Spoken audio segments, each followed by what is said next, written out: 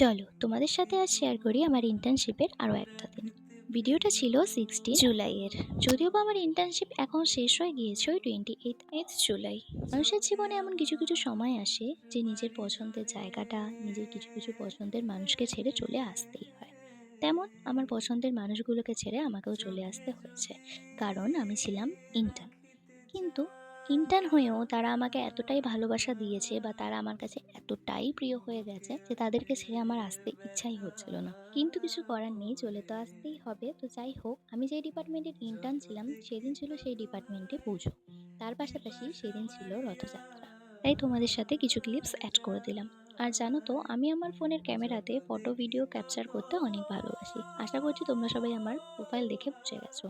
তো যাই হোক, আমি আমার ইন্টার্নশিপে গিয়ে কোনো ভিডিও ফটো তেমন তুলতামই না, কেননা আমার বাড়ির থেকে হসপিটালের ডিস্টেন্সটা অনেক ছিল আর আমি অনেক ক্লান্ত হয়ে যেতাম। তাও তোমাদের সাথে আগে একটা আমার ইন্টার্নশিপের ব্লগ শেয়ার করেছিলাম, আর এটাই আমার ইন্টার্নশিপের সেকেন্ড অ্যান্ড লাস্ট ব্লগ।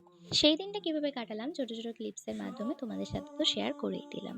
আর যেহেতু এটা হসপিটাল, তাই টুকটাক কিছু তো কাজ থাকে, তাই আসার পথে একটু কিছু কাজ করে তারপরে এসেছিলাম। আর লাস্টে তোমাদের সাথে কিছু ফটো অ্যাড করে দিলাম আমার প্রিয় মানুষের।